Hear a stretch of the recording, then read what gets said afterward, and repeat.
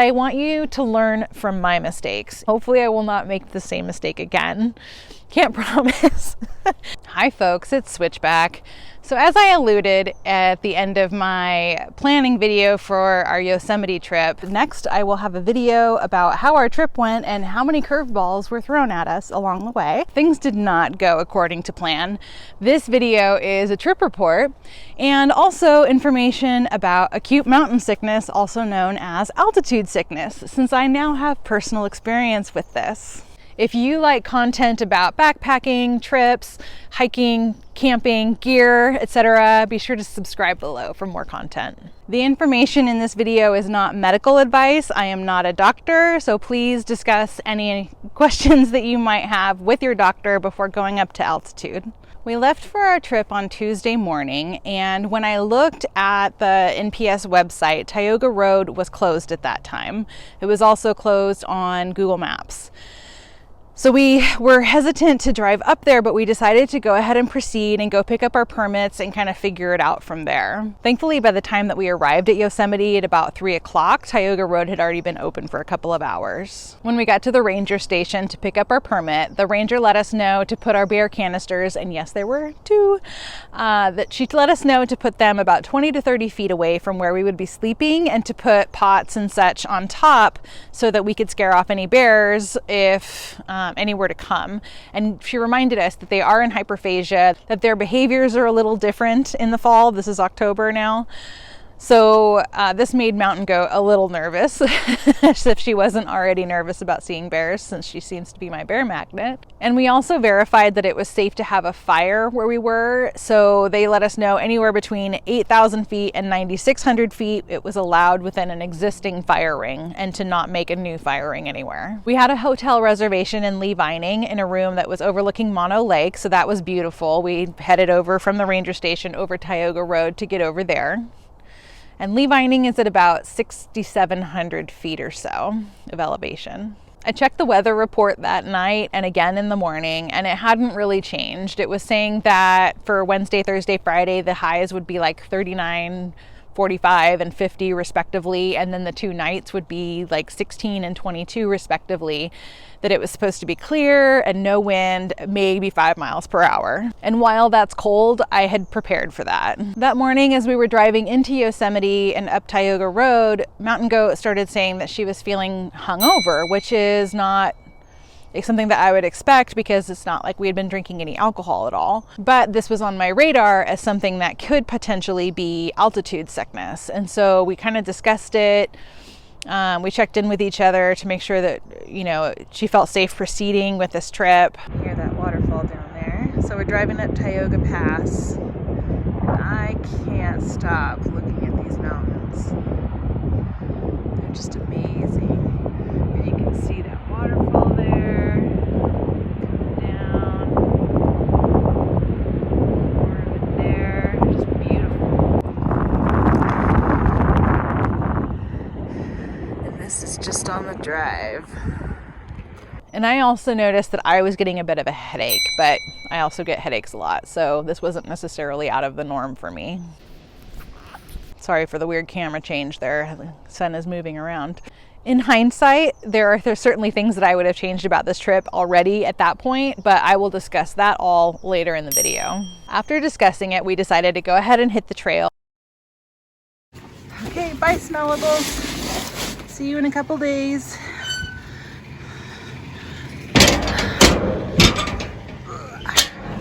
There we go. Good to go.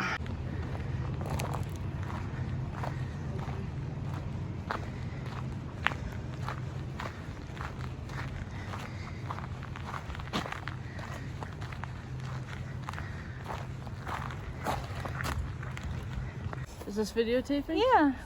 This is... She's happy. She feels like it's Christmas morning. I feel like I'm scared. I'm scared. I take care of you. I'm scared. If there's a lesbian eaten by a bear, it's me. All right, good morning. We hit the trail. So Mountain Goat and I are both having at least some minor symptoms of altitude sickness. We're up at about 8,100 feet right now. So we both took a Diamox. Ideally, we would have pre-medicated for the last couple of days, but we didn't know. So now we know for the future. But we are just getting started here. Going slow and steady. She was saying that she was feeling a little hungover, which is a classic sign. So I'm gonna keep a close eye on her. And if at any time anyone wants to turn around, then that's what we do. Because getting home is more important than hitting the lakes. You can see where they got a dusting of snow on Monday. These big old puddles of ice along the trail here. Walk gingerly.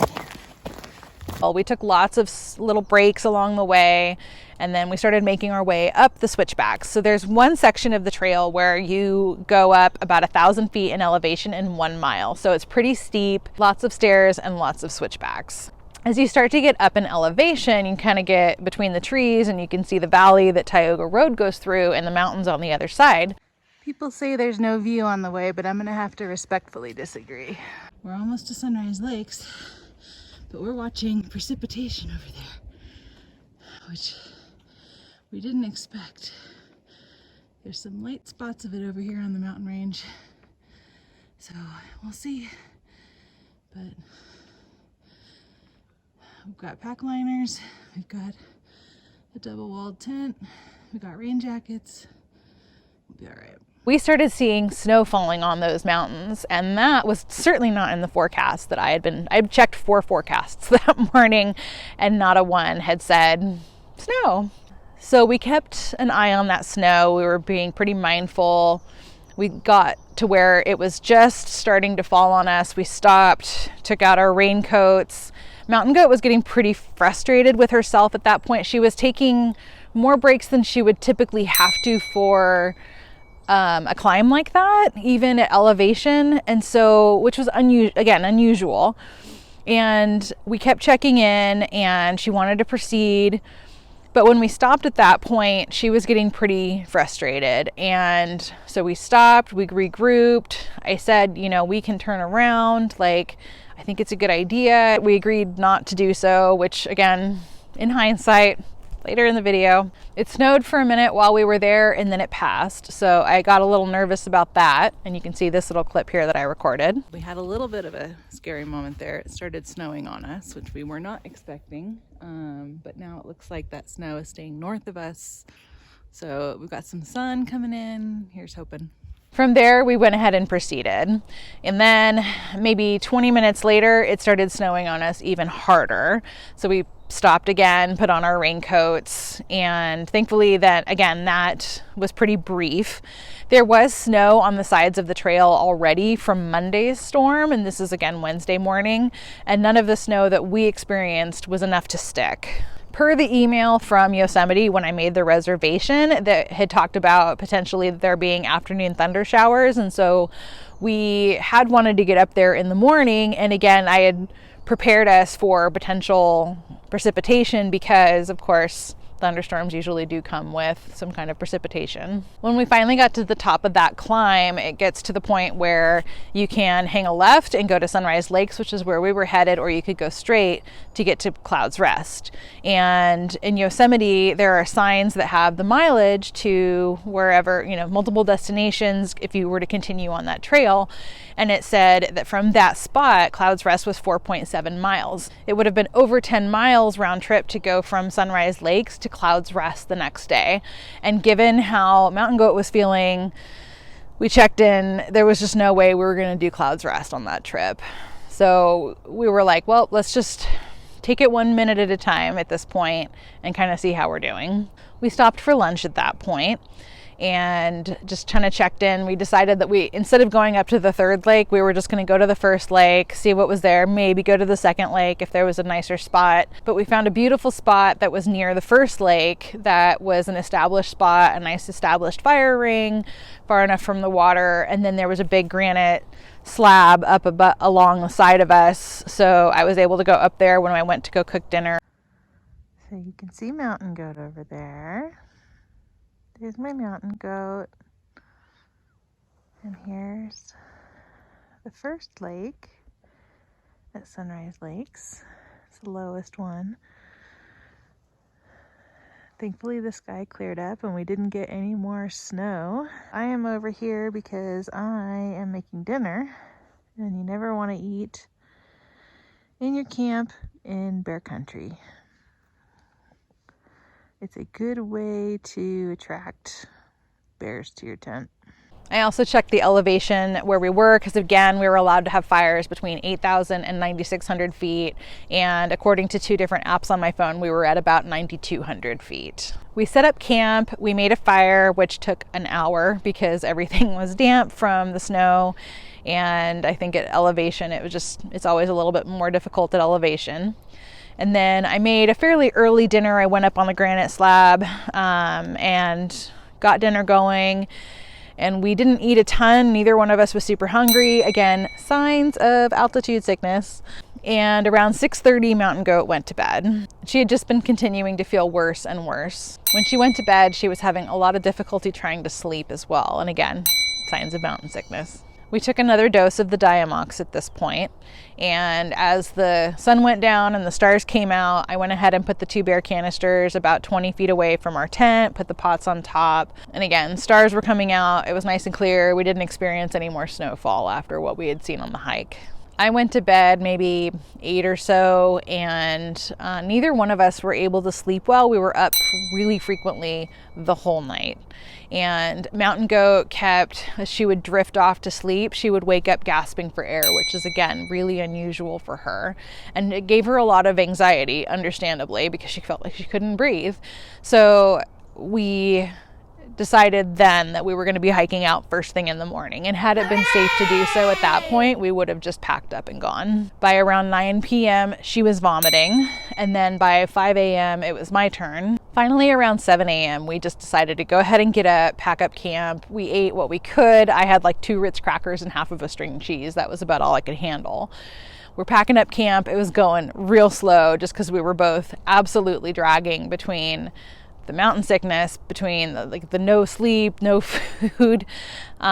We would stuff a sleeping bag and then take a break, and then roll up a pad and then take a break. I mean, it was slow going. We did the best we could, of course. And the whole time she's dry heaving, I'm fighting off my own nausea. We started hiking out, and there are people coming up because they're headed to Cloud's Rest for the day, and we're talking with them, along the way and saying hello. And half the time what we're saying is totally incoherent because that's how altitude sickness works. Thankfully, we made it out of there, and we took minimal breaks just because we knew the best thing that we could do for ourselves was just get to lower elevation. We finally got to the car and headed out of Yosemite, and neither one of us have ever been so happy to leave Yosemite, which breaks my heart to say. I love Yosemite so much, but I was so happy to leave that day. As we were leaving the park, we decided that once we got down in elevation that we would stay in a nearby town and get a hotel room for the night because neither one of us was in a condition to drive the few hours it would take to get home. I booked the reservation online, and then we got some food and checked into our hotel, showered, took a nap, had a mellow evening, and then drove out the next morning. We drove home on Friday morning, and now it is Monday, and neither one of us are still at 100%. Certainly improving. Neither of us had ever experienced mountain sickness before, and we've climbed higher peaks than this. We did Lassen together, we've done Crater Lake together, we've done all these different trips together, but I also think that we were in better shape than we happen to be right now. Now for the Hindsight Insight. When Mountain Goat said that she was feeling hungover, that should have paused everything. At the very least, what we could have done at that point was said, let's wait 2 hours. Let's explore Tuolumne Meadows. Let's explore Tenaya Lake, and let's reevaluate at that point. Even if we had decided to proceed, we should have turned around when she was struggling, especially in those switchbacks. In the future, we will probably pre-medicate with the Diamox. Now, given this experience, I would really like to go into what is altitude sickness, what does it look like, what is the danger, how can you prevent it? So altitude sickness tends to kick in about 12 to 24 hours after you get up into the elevation that you're starting to experience symptoms at. Among the signs and symptoms are feeling hungover. She was saying that she was feeling a little hungover, which is a classic sign. Having a headache, feeling short of breath even at rest, feeling like you just can't exercise, having nausea, feeling tired but also not being able to sleep well, dizziness, and loss of appetite. As it starts to progress, it gets to where the headache is not improved with medications.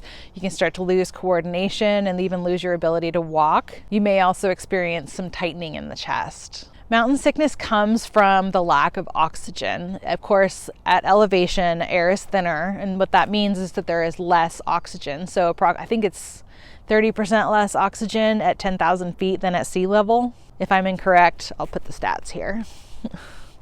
or here. From here, it can accelerate into what's called HAPE, H-A-P-E, which is high altitude pulmonary edema. And this is basically fluid in your lungs. So you may start coughing up a pink or white froth. And this can be life-threatening. And if this progresses, then it can go into high altitude cerebral edema, which is swelling and fluid around the brain, which absolutely can be life-threatening. As you start getting into these more advanced stages of altitude sickness, you notice shortness of breath, even at rest, inability to walk, again, coughing up a white or pink froth, confusion, and even getting into a coma. If you start to experience any of these symptoms, you really need to get down in elevation. That's the only cure for it. And you need to get down below about 4,000 feet. If you're starting to show more advanced symptoms or HAPE or HACE symptoms, then you need to get to the emergency room. What are some risk factors for getting altitude sickness? Well, if you live at lower elevations and then you rapidly ascend to a higher elevation, exerting yourself at a higher elevation, where you sleep elevation-wise. So they say to climb high and then sleep low. It tends to be more common in younger people. When you're doing your research on figuring out about where it tends to happen, it depends on the resource that tells you which elevation, but some places say 8,000 feet, some places say 2,000 meters. Those are not the same number. Basically, as you start getting up in elevation, having complications such as heart disease or diabetes can certainly make things worse. Now that you know a little bit about what to look for, how can you prevent it? Again, Diamox is one option, and this is certainly something that you would need to discuss with your primary care provider. It's a medication that needs to be prescribed as well. You may need to do your own research about how it needs to be given because this is technically an off-label use. I know that when I discussed it with my doctor, we kind of had to powwow about how to take it. What we concluded among the two of us is to pre-medicate 1 to 2 days prior. Try to keep your climb and elevation gradual. So if you're going up above 10,000 feet, try not to go more than another 1,000 feet per day. And again, this whole trip was under 10,000 feet. Even at Cloud's Rest, it's under 10,000 feet. If you're going up above those 10,000 feet and you're going up more than 3,000 feet per day, take a full rest day between each time that you're going up 3,000 feet. Try to spend one full night and day in a slightly lower elevation, which is what we did going to Levining. Again, that was at about 6,700 feet, and we live near sea level. Again, climb high and sleep low, which means you set your camp or your hotel or whatever you're staying in at a lower elevation and then go climb up to your peak and then come back down. And this is generally wise advice anyway for avoiding thunderstorms and wind and other exposure issues. When you are exerting yourself, go slowly and breathe deeply. Try to maximize getting that oxygen to all of your cells. Make sure that you're drinking plenty of water, at least 3 to 4 liters per day, and get about 70% of your calories from carbohydrates. Avoid tobacco, alcohol, and any other medications that are not absolutely necessary and other drugs because this can interfere with your body's ability to get oxygen and to breathe normally. And again, can't emphasize it enough. If you start to experience any of these symptoms, get thee to a lower elevation.